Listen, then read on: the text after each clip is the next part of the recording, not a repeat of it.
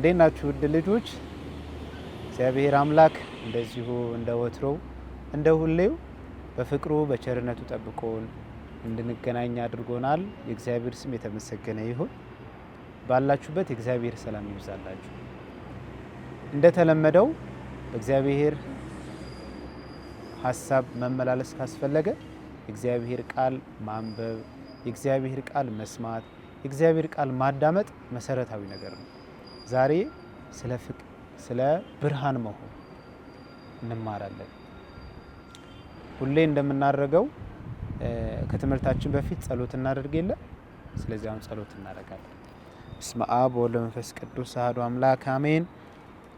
ቅዱስ አባት እግዚአብሔር ሆይ በሰላም ስለጠበቀን፣ ሳምንቱን በሰላም ስላሳለፍከን እያመሰገንህ አሁን የምንማረው ነገር ሁሉ በልቦናችን በአንደበታችን እንድታኖርልን፣ የምንማረው ደግሞ በህይወት ለጓደኞቻችን ለቤተሰቦቻችን ማካፈል እንድንችል ጸጋን እንድትሰጠን በጌታችን በኢየሱስ ክርስቶስ እንለምናለን። አሜን።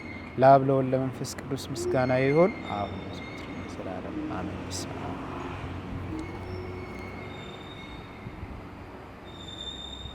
ስለ ብርሃን ስናነሳ ብርሃን መሆን፣ ይህ ብርሃን ክርስቶስ ራሱ የተናገረው እኔ የህይወት መንገድ ነኝ፣ እኔ የዓለም ብርሃን ነኝ እያለ ይናገራል። እና ቀጥታ ወዴት ልወስዳችሁ ፈልጋለሁ። ትምህርተ ክርስቶስ ስለ ሚስጥራት ስንማር በሚስጥረ ጥምቀት እንግዲህ ሁላችንም የዓለም ብርሃን ነን የሚል አንድ ትልቅ ተልእኮ ተሰጥቶናል። በተለይም ደግሞ በጥምቀት ስርዓት ጊዜ ወይም በክርስትና ጊዜ አይታችሁ ከሆነ አስተውላችሁ ከሆነ እኛ ህፃን ስለነበረ ስንጠመቅ አናውቅም። በርግጥ ግን አሁን ላይ ይህን የማየት እድል ካገኛችሁ በጥምቀት ጊዜ ሻማ ይበራል። ሻማ ይበራና ይያዛል። ወይ ወላጅ ይይዛል ወይ ክርስትና አባት ይይዛል ማለት ነው። እና ያ በሻማው አማካኝነት የሚመጣው ብርሃን ምንን ያመለክታል? የክርስቶስን ብርሃን ያመለክታል ማለት ነው። ስለዚህ ያ የክርስቶስ ብርሃን ዛሬ በጥምቀት አማካኝነት ዛሬ ዳግም በጥምቀት ስትወለድ አንተ የክርስቶስ ብርሃን ተቀብለሃል፣ አንቺ የክርስቶስ ብርሃን ተቀብለሻል። ስለዚህ ይህ ብርሃን እንደዚሁ የሆነ ቦታ አስገብተህ እንድትቆልፍበት ሳይሆን ለሰው ልጆች ብርሃን እንድትሰጥ፣ ለሰው ልጆች ብርሃን እንድትሰጪ እግዚአብሔር የሰጠንን ብርሃን በልጁ አማካኝነት የለገሰንን ብርሃን ያን ብርሃን እኛ ምን እናደርጋለን? ለሰው ልጆች ደግሞ ብርሃን እንሆናለን ማለት ነው። ያለ ብርሃን እኮ መመላለስ አንችልም። በነገራችን ላይ አሁን ቀን ነው፣ የፀሐይ ብርሃን ባትኖር ኖሮ ጨለማ ነው። ስለዚህ ጨለማ ካለ መብራት ባይኖር መንቀሳቀስ መስራትም ምንም ነገር ማድረግ አንችልም፣ ማየትም አንችልም። ስለዚህ ብርሃን እንደዚሁ የእግዚአብሔር ብርሃን ብቻ ሳይሆን ይሄ በዓለማዊ እንኳን መንቀሳቀስ ስንችል ያለ ብርሃን ምንም ነገር ማድረግ እንደማንችል ሁሉ በመንፈሳዊ ሕይወትም የክርስቶስ ብርሃን እጅግ መሰረታዊ ነገር ነው። የክርስቶስ ብርሃን ሲበራልን እኛ ደስተኞች እንሆናለን። እኛ ወደ ክርስቶስ ስንጠጋ የክርስቶስ ብርሃን በእኛ ላይ ይጋራል፣ በእኛ ላይ ይሆናል ማለት ነው። ያ ብርሃን ደግሞ ለብቻ ይዘን በቃ ለማንም አልሰጥም የሚል አይነት ብርሃን አይደለም የምንቀበለው ከክርስቶስ። ለሰው ልጅ ሁሉ ማጋራት መስጠት እንድንችልና የሚያነሳሳን ብርሃን ነው ከክርስቶስ የምንቀበለው። እኔ ብርሃን ነኝ፣ እናንተም የዓለም ብርሃን ናችሁ። ገብቷችኋል? በማቴዎስ ወንጌል የዓለም ብርሃን ናችሁ ይላል እና እኛ በክርስቶስ ሞትና ትንሣኤ አማካኝነት የተቀበለው ትልቁ ጸጋ ይህ ብርሃን ነው። ይህ የክርስቶስ ብርሃን በዓለም ልክ እንደ ባትሪ ሆነ ጨለማ በሞላበት ልክ እንደ ሻማ ሆነ ብርሃን ይዘን እንሄዳለን ማለት ነው። ብርሃን መሆን ማለት ምን ማለት ነው? የብርሃን ተቃራኒ ጨለማ ነው አይደል? ጨለማ ማለት ደግሞ ኃጢአት ማለት ነው። ስለዚህ በብርሃን ስንመላለስ የኃጢአት ስራ እናስወግዳለን፣ የኃጢአት ስራ እንተዋለን ማለት ነው። ገብቷችኋል ልጆች? ብርሃን መሆን ማለት ምን ማለት ነው? ለሰው ልጆች የእግዚአብሔርን መልካም የሆነውን ዜና በህይወትም በተግባርም በአንደበትም መመስከር ማለት ነው። ያ የእግዚአብሔር ብርሃን። የእግዚአብሔር ብርሃን ያልሆነውን ነገር ደግሞ መተው ማለት ነው። ያ ምንድነው? ኃጢአት እና የሰይጣን የዓለም ሐሳብ፣ ስጋዊ ምድራዊ ሐሳብ፣ እነዚህ የብርሃን ተቃራኒዎች ናቸው፣ የኃጢአት መንገዶች ናቸው። ስለዚህ አንድ ሰው በብርሃን ሲመላለስ አይቶ አጥርቶ እያየ ነው የሚሰራውም የሚያደርገው የሚሄደው። ለምን? ስለሚታይ ማለት ነው። ስለዚህ በብርሃን የሚሆን ነገር ለማንም የተሰወረ አይደለም። ስለዚህ ልክ ክርስቶስ ለሁሉም ሊያድን ለሁሉም ያ እውነት የሆነውን ብርሃን የሆነውን ህይወት ብርሃን ሰጥቶናል ለእያንዳንዳችን። ስለዚህ ይህ የተቀበልነውን ብርሃን ደግሞ እኛም ለጓደኞቻችን ለቤተሰቦቻችን በሚያስፈልግበት ቦታ ሁሉ ይህ የክርስቶስ ብርሃን ተቀብለን ለነሱ እናበራለን ማለት ነው።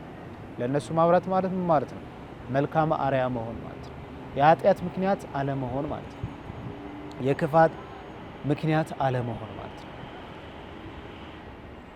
ስለዚህ ውድ ልጆች ብርሃን መሆን የሚለውን ርዕስ ስናነሳ ከክርስቶስ የተቀበለውን ዘላለማዊ ብርሃን የማይጠፋውን ብርሃን እኛም ለጓደኞቻችን ለቤተሰቦቻችን የብርሃን ምንጭና የብርሃን ምክንያት መሆን ማለት ነው።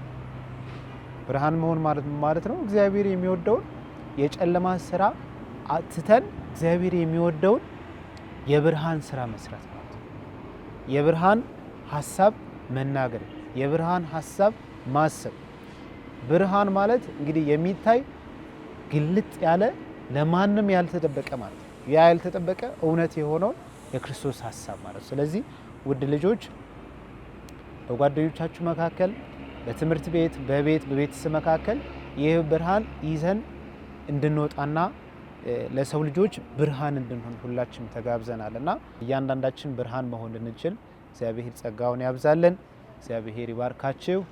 ሳምንቱም የተባረከ የተቀደሰ እንዲሆንላችሁ ምኞቴ ነው።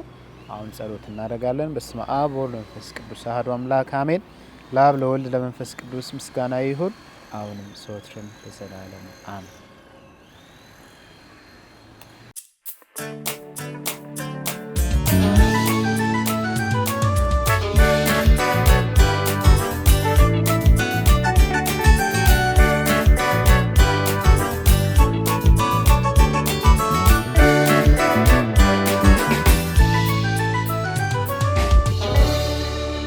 God's story. God provides for Elijah. So part of God's story is about how God provided for Elijah, and it goes like this. Elijah was part of God's family, the Israelites. He was also a prophet. That means he heard from God and told others about it. Unfortunately, a king named Ahab was ruling over God's family, and Ahab did not worship God. Instead, he worshipped an idol named Baal. So God told Elijah to pray that there would be no rain for 3 years. And that's exactly what happened. This made King Ahab really angry, and that meant Elijah was in danger. To keep Elijah safe, God told him to go hide in the wilderness. Elijah might have wondered how he was going to survive out there all by himself, with no food or water, but God had a plan to take care of him. He told Elijah, "You will drink from a river, and I have directed the ravens to supply you with food there." So Elijah drank water from the river, and ravens brought him bread and meat every morning and every evening. Elijah depended on God for everything, and God provided exactly what he needed. A little while later, the river dried up because there wasn't any rain. Remember, no rain equals no food or water. So God told him to go to a town where he would meet a widow who would give him food. Now, a widow is someone whose husband has died, and back then that meant they didn't have anyone to provide for them, so they were very poor. Why would God tell him to get food that way? Elijah didn't know exactly why, but he trusted and obeyed God.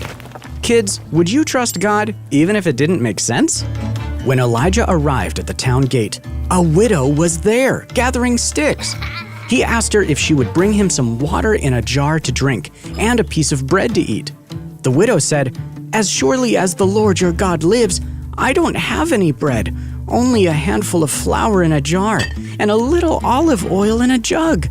I am gathering a few sticks to take home and make a meal for myself and my son, so we may eat it and die." This widow barely had any food and water, but Elijah knew that God would provide what they needed.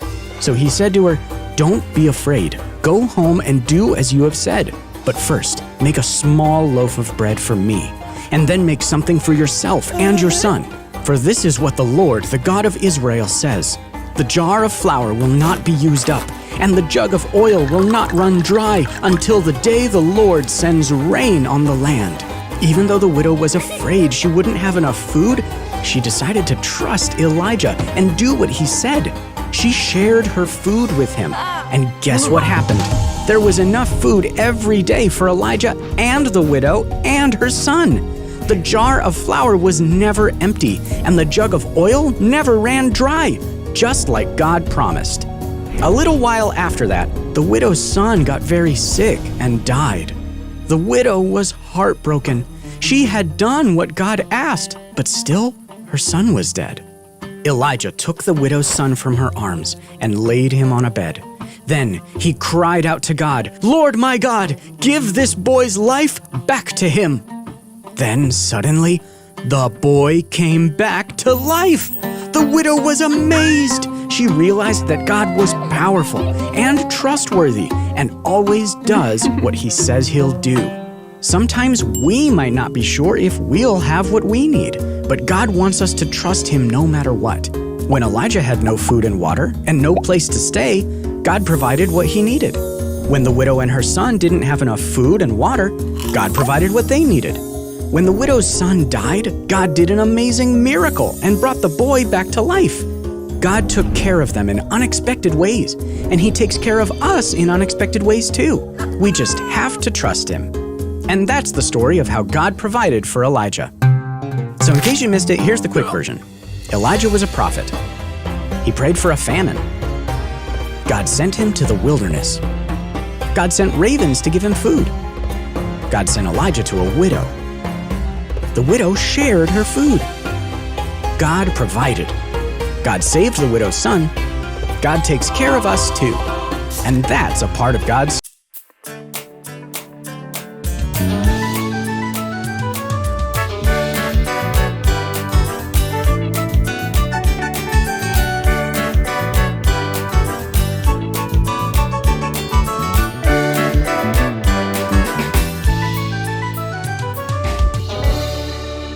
ሰላም ልጆች እንዴት ናችሁ? ዛሬም እንግዲህ በክራፍት ፕሮግራማችን ተገናኝተናል። ዛሬም ደግሞ በጣም ደስ የሚልና ልዩ የሆነ ነገር አዘጋጅተንላችኋል። በቅድሚያ ግን ልጆች ስማቸውን ያስተዋውቁላችኋል። ስሜ ኖኤል ሳሙኤል ይባላል። የመጣው ቅዱስ ዮሴፍ ጉብዝና ነው። ሰላም ልጆች፣ ስሜ ቅዱስ ፍቅረ ማርያም ይባላል።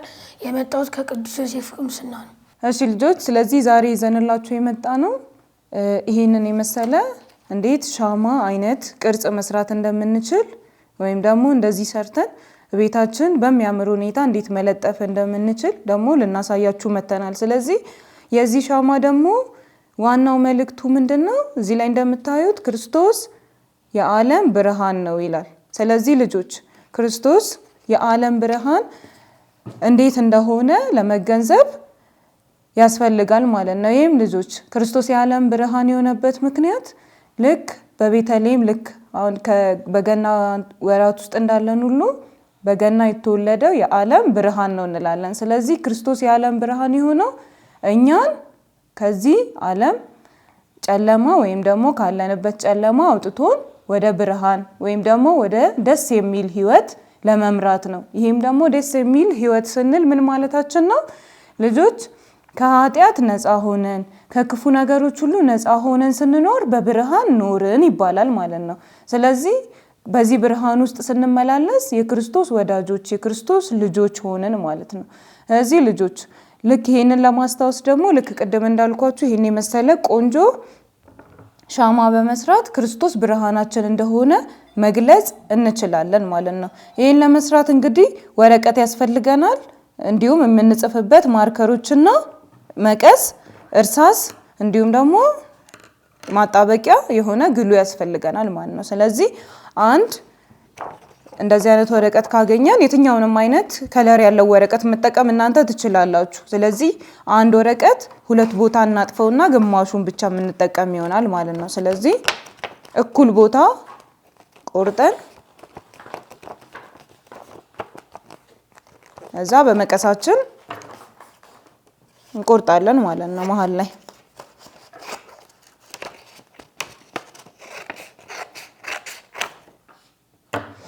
ስለዚህ አንዱ ብቻ በቂ ይሆናል ማለት ነው። እናንተ ግን ከፈለጋችሁ በሙሉ መስራትም ትችላላችሁ። በትልቅ አድርጋችሁ ትልቅ ሻማ መስራት ትችላላችሁ። እኛ ግን ለዛሬ አንዱን ብቻ ግማሹን ተጠቅመን አነስተኛ ሻማ እንሰራለን ማለት ነው። ስለዚህ ልጆች እንደዚህ ከቆረጣችሁ በኋላ ሻማውን በመሳል እንጀምራለን ማለት ነው። ስለዚህ 4 ማዕዘን ትሰራላችሁ ላዩ ላይ እናንተ የምትፈልጉትን ያላስረዝማችሁ 4 ማዕዘን ትሰራላችሁ።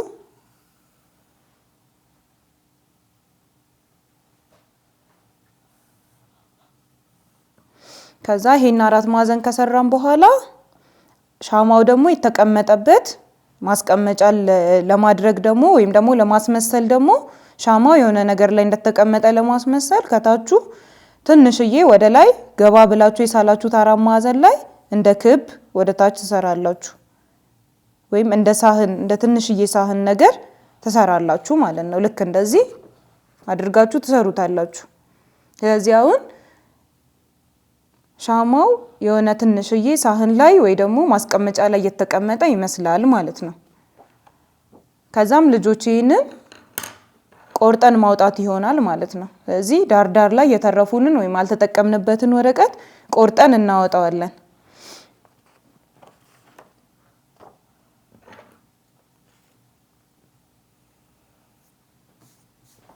እሺ ስለዚህ መቀስ የሚጠቅመን ይሄንን ቆርጠን ለማውጣት ይሆናል ማለት ነው።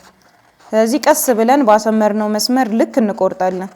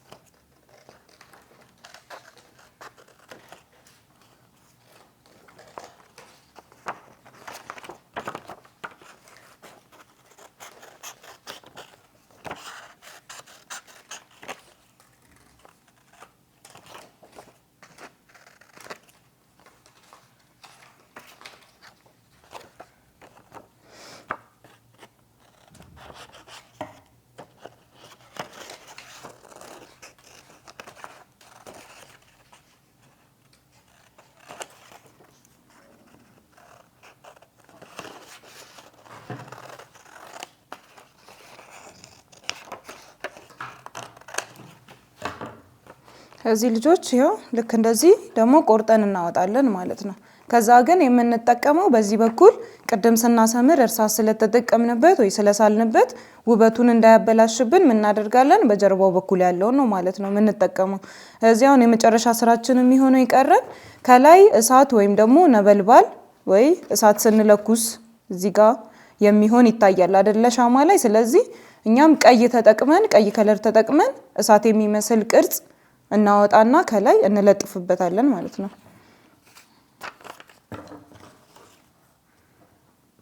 ስለዚህ የእሳት ቅርጽ እንሰራለን። እኛ በፈለግነው የእሳት የሚመስል ቅርጽ ሰርተን አሁንም መቁረጥ ይሆናል ማለት ነው።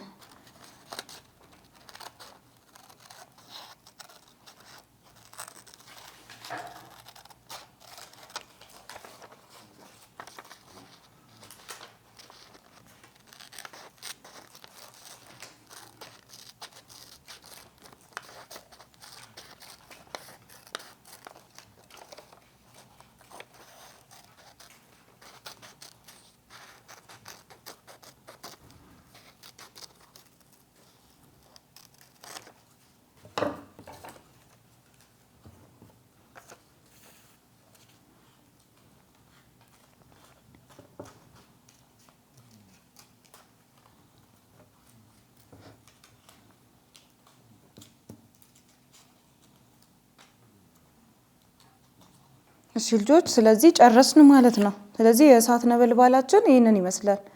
ወይ ደግሞ እሳት ብለን ከላይ የምንለኩሰው ይሄንን ይመስላል ማለት ነው። ከዛው ምን እናደርጋለን? አሁንም ልክ እንደቀድሙ ይሄንን የጻፍንበትን እንዳይታይ ወይም ደግሞ ውበቱን እንዳይቀንስብን እሱን ከውስጥ እናደርግና ከዛ በሚያምረው በኩል ደግሞ ባልተጻፈበት አድርገን ልክ እንደዚህ ነው ማለት ነው እዚህ ላይ የምናጣብቀው። ስለዚህ ማጣበቂያችንን እዚች ጋር እንቀባለን ጥግ ላይ፣ ከዛ ከወረቀታችን ጋር ማጣበቅ ይሆናል ማለት ነው። በጣም ቀላል ነው።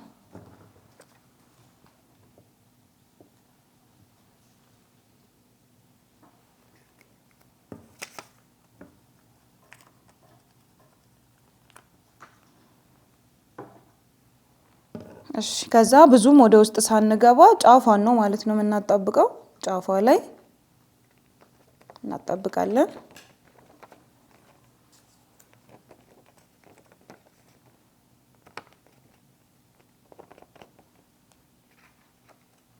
ልክ በዚህ መልኩ ማለት ነው።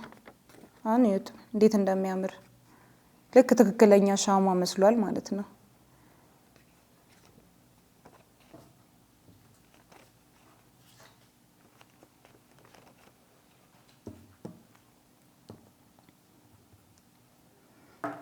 እሺ ልጆች፣ ስለዚህ አሁን የመጨረሻ ስራችን የሚሆነው ምንድነው? እላዩ ላይ ክርስቶስ ብርሃናችን ነው ወይ ደግሞ ክርስቶስ የዓለም ብርሃን ነው ብለን መጻፍ ይሆናል ማለት ነው። እዚህ ላዩ ላይ እንጽፍበታለን። እዛ ልክ ቤታችሁ ወይ መኝታ ክፍላችሁ ልክ እንደዚህ በሚያምር መልኩ አርጋችሁ መስራት ትችላላችሁ። ወይ ደግሞ የአርት ወይ ደግሞ ስዕል የምትሰሩበት ወይ ድሮይንግ የምትሰሩበት ወረቀታችሁ ላይ ወይ ደብተራችሁ ላይ ደግሞ እነዚህን የመሳሰሉ በጣም ደስ የሚሉ ክራፍቶችን በመስራት ራሳችሁን ማሳደግ ወይ ማዳበር ትችላላችሁ። እና ደግሞ ክርስቶስ የዓለም ብርሃን መሆኑን ደግሞ ማሳየት ለሌሎች ትችላላችሁ ማለት ነው። እዚያ የመጨረሻው የሚሆነው ማርከራችንን በመጠቀም ክርስቶስ የዓለም ብርሃን ነው ብለን ላዩ ላይ እንጽፋለን። ክርስቶስ የዓለም ብርሃን ነው።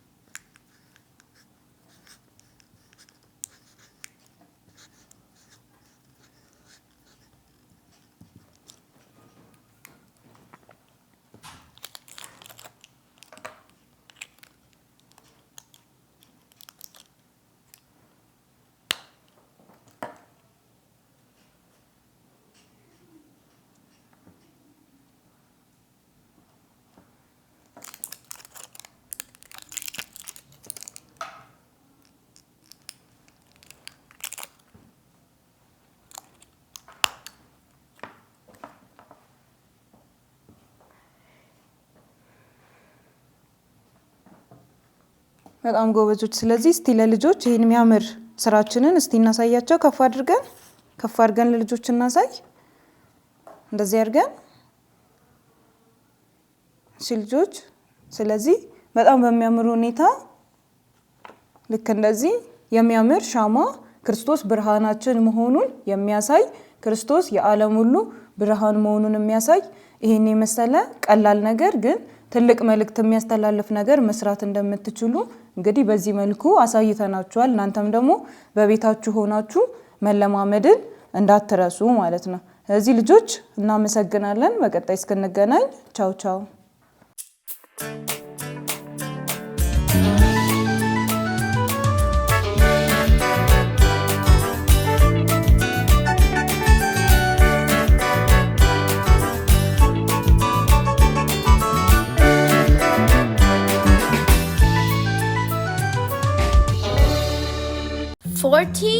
Works of mercy. The 7 corporal works of mercy. Feed the hungry. Give drink to the thirsty. Clothe the naked. Shelter the homeless. Visit the sick. Visit the imprisoned. Bury the dead. The 7 spiritual works of mercy. Admonish the sinner. Instruct the ignorant. Counsel the doubtful. Bear wrongs patiently. Forgive offenses willingly. Comfort the sorrowful. Pray for the living and the dead. My Jesus, always